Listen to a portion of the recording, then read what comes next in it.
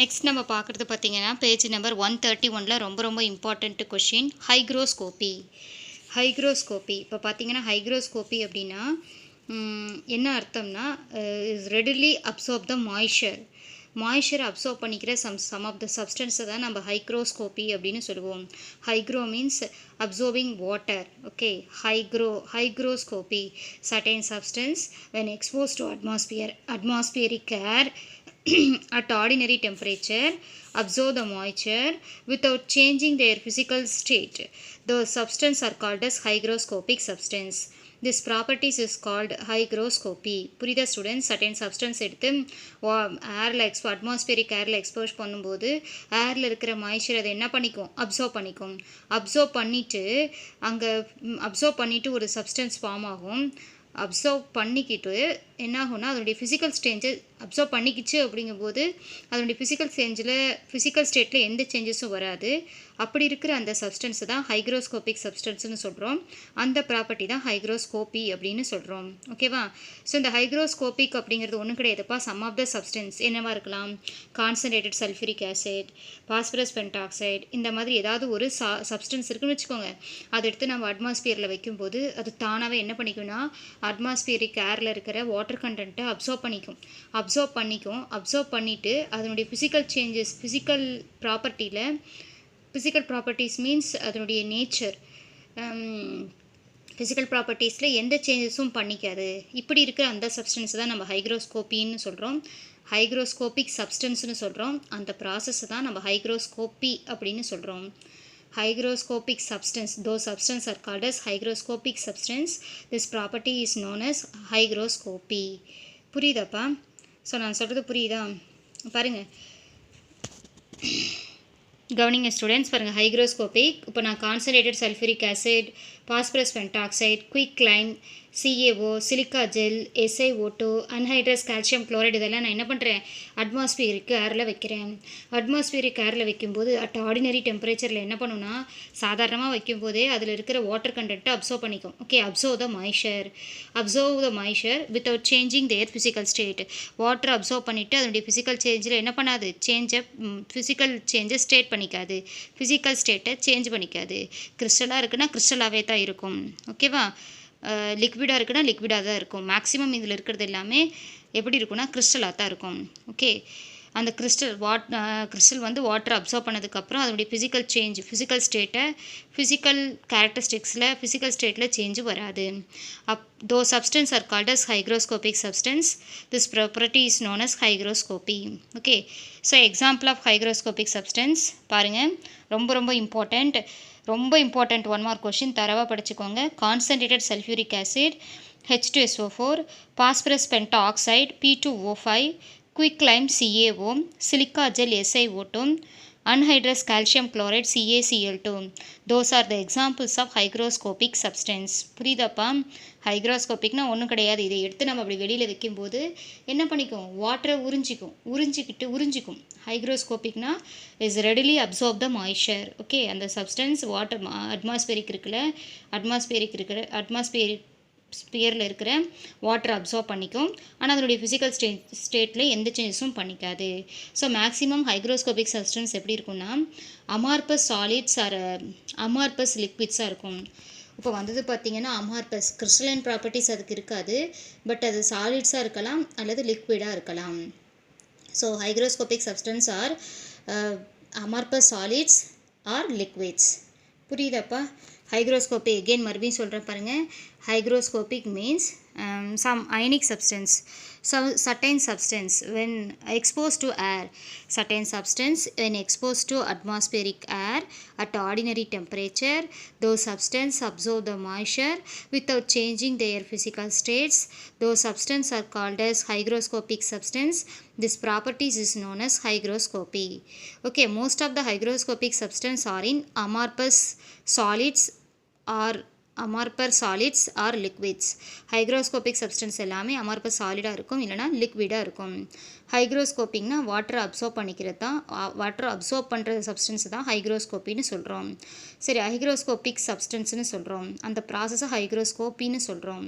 Okay example பார்த்துருந்தோம் ரொம்ப important. Concentrated sulphuric acid, H2SO4, phosphorus pentoxide P2O5, quick lime CaO, silica gel SiO2, anhydrous calcium chloride CaCl2. புரியுதாப்பா? சரி, hygroscopic பார்த்தாச்சு. Next ரொம்ப important டீலிக்யூசன்ஸ் அப்படின்னா ஒன்றும் கிடையாது. ஹைக்ரோஸ்கோப்பி என்ன பண்ணுது, வாட்டரை அப்சர்வ் பண்ணிக்குது இல்லையா, அதே மாதிரி இதுவும் என்ன பண்ணிக்கும், டீலிக்யூசன்ஸ் அப்படிங்கிறது வாட்டரை அப்சர்வ் பண்ணிக்கும். Is readily observe the moisture. Okay, அதுவும் இல்லாமல் அது என்ன ஆகும்னா வாட்டரை அப்சர்வ் பண்ணிவிட்டு டிசால்வ் ஆயிடும். And dissolve in the solution. அது வந்து அப்படியே என்ன ஆகிடும், டிசால்வும் ஆகிடும். மேலே இருக்கிறது வாட்டர் மட்டும்தான் அப்சர்வ் பண்ணும். டீலிக்யூசன்ஸ் அப்படிங்கிறது என்ன பண்ணும், ஆர்டினரி டெம்பரேச்சரில் அட்மாஸ்பெரிக் ஏரில் இருக்கிற வாட்டர் கண்டென்ட் அப்சர்வ் பண்ணிவிட்டு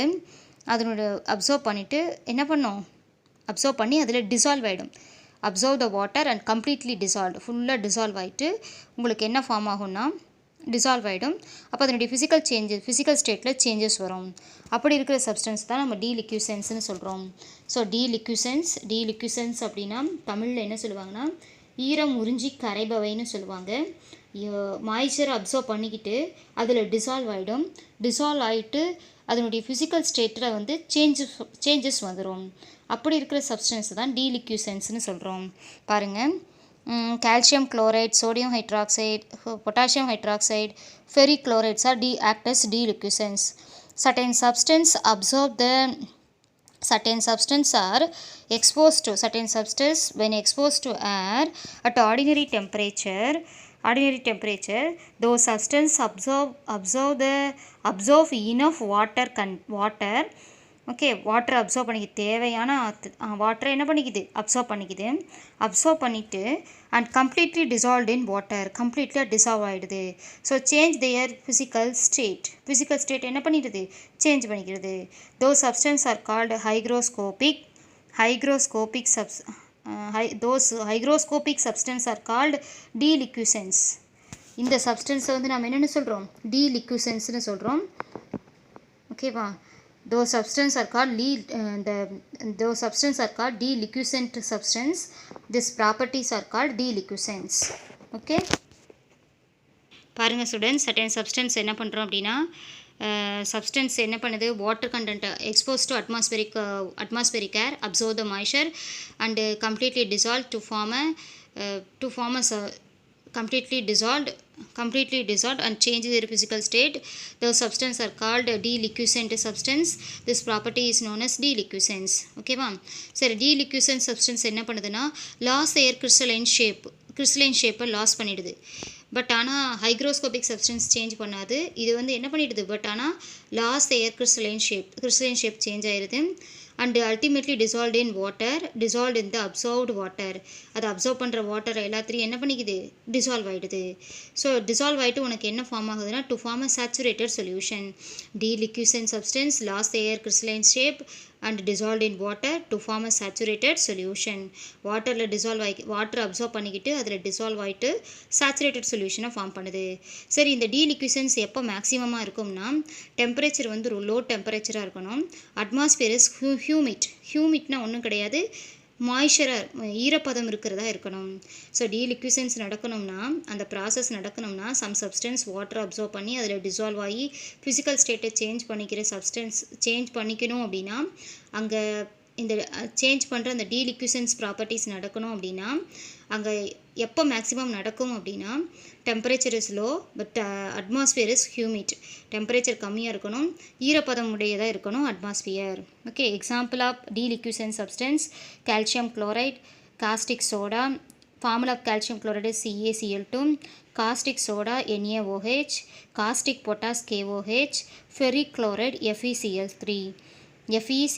இதெல்லாம் வந்து பார்த்திங்கன்னா deliquescents. Example of deliquescents and example of hygroscopic சப்ஸ்டன்ஸை கண்டிப்பாக கேட்பாங்க. ஓகேவா? சரி, இப்போது டீலிக்யூசன்ட் சப்ஸ்டன்ஸ் எல்லாம் எப்படி இருக்குன்னா டீலிக்யூசன்ட் சப்ஸ்டன்ஸ் ஆர் கிறிஸ்டலைன் சாலிட்ஸ். இது கிறிஸ்டலைன் சாலிட்ஸாக இருக்கும். பட் அது வந்து பார்த்திங்கன்னா எப்படி இருந்துச்சு, ஹைக்ரோஸ்கோபிக் சப்ஸ்டன்ஸ் எப்படி இருந்துச்சு, அமார்பஸ் சாலிட் ஆர் அமார்பஸ் லிக்விட்ஸாக இருக்கும். புரிஞ்சுதா ஸ்டூடெண்ட்ஸ்? ரொம்ப ரொம்ப இம்பார்ட்டண்ட் கொஷின் பாருங்கள். பாருங்கள் புக்லேயும் இருக்குது. புக்கில் பேஜ் நம்பர் 131ல் certain substance which are so hygroscopic. ஹைக்ரோஸ்கோபிக்னா வாட்டர் அப்சர்வ் பண்ணிக்கும். when exposed to atmosphere air at ordinary temperature absorbs enough water and get completely dissolved. Such substances are called deliquescent substance. This property is called deliquescence. புரிஞ்சுதா students?